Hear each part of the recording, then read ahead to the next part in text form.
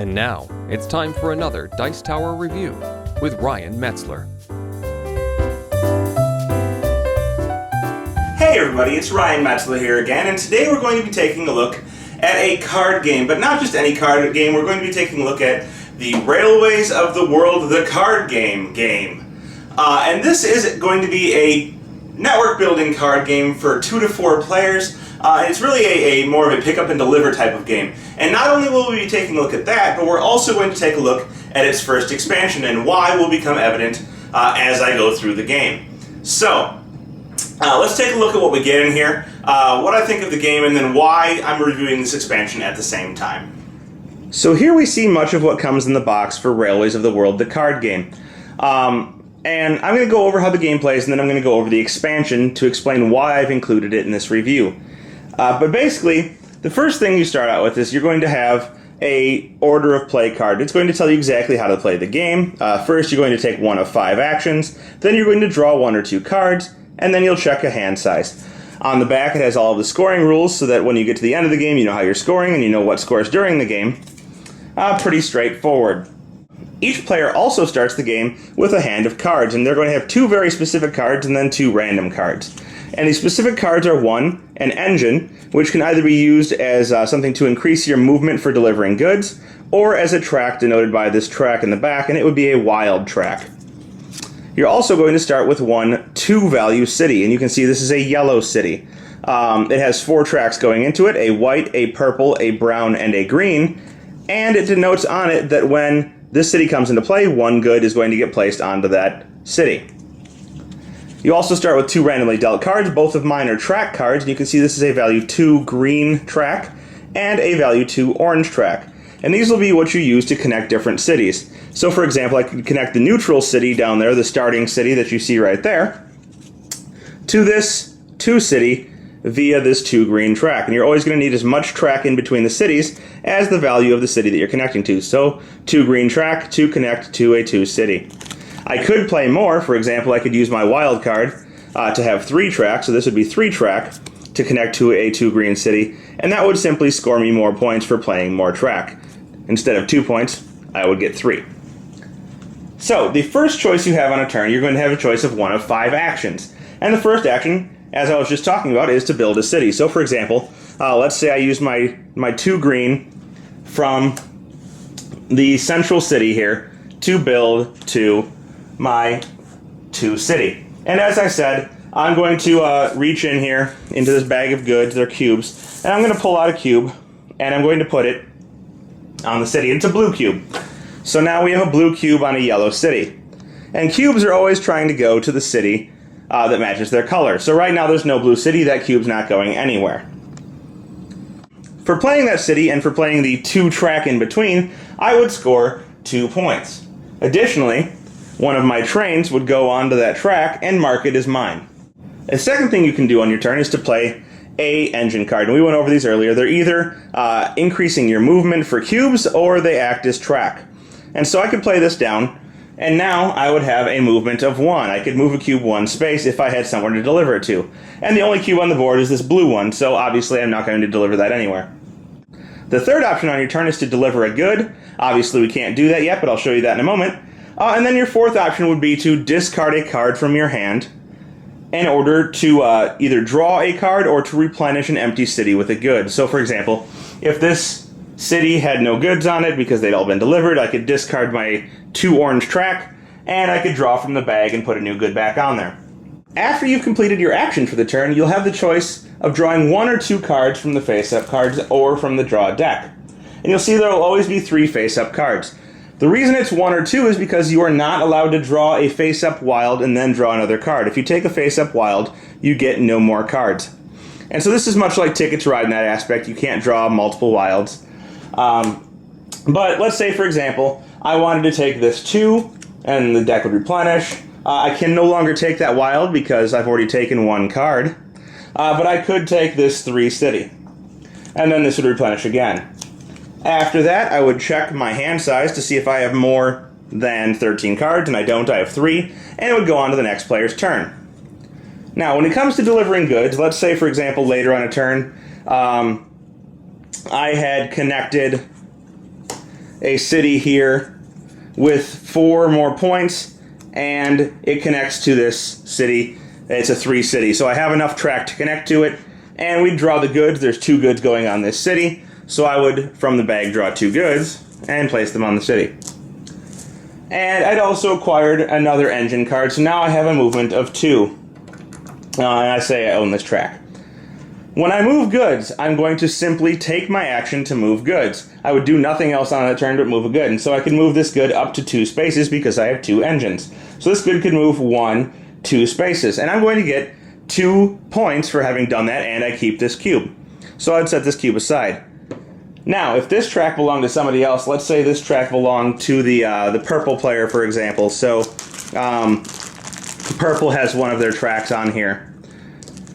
I'm going to get 2 points for delivering the cube over 2 spaces, but purple is going to get a point for having me use one of their tracks. So instead of me simply getting 2 points, I would get 2, and then purple would get 1.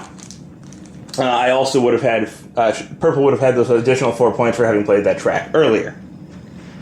And that's how you're going to score points mainly throughout the game, is by building this track and then delivering goods. Now, the trick with delivering goods is that whenever you deliver a good, the first rail you have to deliver it over always has to be owned by you. So, for example, purple cannot deliver this blue good. It can't be done. The only way they can do that is to build off of my city and then have another blue city over here to deliver it to. So the only person that can deliver this is green. And this is one of my major complaints about the game. It's very hard, or it's almost not worth it to try and steal somebody else's good off of a city that they've built and that they already have connections built into. And so that's part of the very big problem I had with this game. We played it with 4 players, and it really just seemed kind of pointless. You're simply building your own cities, trying to stay off in your own corner, get as many of these engines as you can lay down, and then simply deliver goods as much as possible. I failed to note that anytime you play an engine, you can deliver a good for free, but you still have to go over your own track first, so causing all kinds of problems. The reason I included the expansion is simply just this small deck of cards, is because it has a couple of things that makes the game a little bit better. And so it's going to include a bunch more track cards, some more engine cards, and then we have a couple of very important things. One is there are goals, much like the goals in Ticket to Ride. So there are all these goal cards in Ticket to Ride, and now we have them here too. So this one, for example, says you get 1 bonus point for each blue cube you deliver. This one here says that you get a bonus point for each yellow. 6 points if you're the player with the highest level engine at the end of the game. So the more engine cards you play, the better. And so forth and so on. Additionally, this here is a tunnel. And so another problem with the game is that you are never allowed to connect 2 cities already in play. So for example, this 3 city and that 2 city could have never ever been connected, thus making it even harder for a player to take a good from somebody's city that they've already built into and deliver it to a different city over their own track first. So they added these tunnels, and what tunnels do is they allow you to build between 2 cities. And so these tunnels, one of them would go on one side. You'd, for example, play a green out of this 3 city, and then into another city you'd play, it'd be a green out of that city, then a tunnel, and then a green into another city, and then a tunnel. And so those 2 tunnels would be connected. So let's just, for example, say we built out of here. It's purple, I know. And we built out of here. It's purple. And so these tunnels, we've built out of this city here, and we've built out of that city there. We put tunnels in between both of them, and now they're connected. And so now, whoever played these tracks, let's say it was purple, could take this blue cube from here over to there via their own tracks. Additionally, they added something kind of interesting, which are these switches, which allows you to switch between colors of tracks in 2 cities. So I could go out of a purple, or start purple from one city and then go into green in another city. And you only get 1 of these per game, and you're only going to get 1 pair of tunnels per game, and you're also only going to get 1 of these goals per game, but you're going to get to choose between 2. So you do have some say in that. But essentially, the whole point of the game is to build these rails, deliver goods, and to collect certain sets of goods. For each 3 identical goods that you deliver, so for example 3 blue cubes, you would get 2 points. For each 4 identical goods that you deliver, you would get 3 points. The game will end when one player runs out of trains, the deck of cards is exhausted, or there are no more cubes to place on the board. So that is Railways of the World, the card game, and its expansion.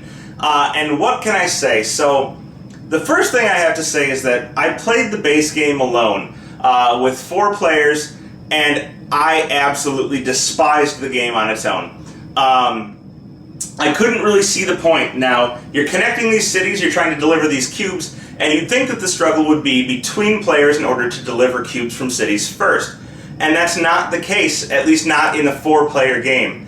The case is that you basically build yourself off into a corner, you get your cubes, and then you try and find the best way to deliver them over tracks, mostly your own tracks, so that you get the most points. And for the most part, other players are going to be able to completely avoid interacting with you, and it's really just not worth their time. And so this is rectified a little bit in the 2-player game. It's less so about secluding yourself and more so about clever ways to deliver cubes faster than your opponent so that you get the most points. And there is some way to interact and get those cubes from them.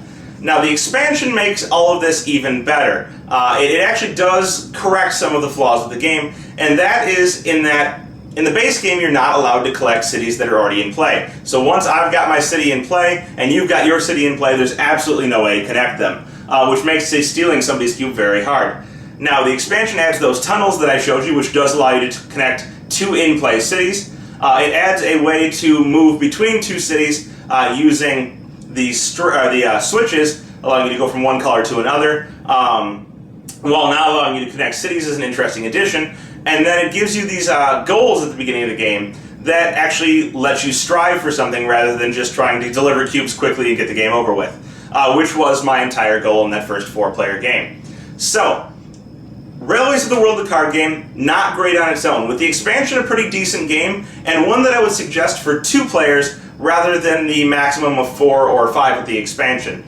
So if you like network building and pick up and deliver games, and you're looking for a good card game for 2 players, I would suggest checking out Railways of the World, the card game. Otherwise, I would suggest probably looking elsewhere for your pick up and deliver and network building game. Thanks for joining us today. For more written, audio, and video reviews, as well as the #1 board game podcast, check out the website at www.thedicetower.com. Until then, this is Eric Summerer, and you've been watching The Dice Tower.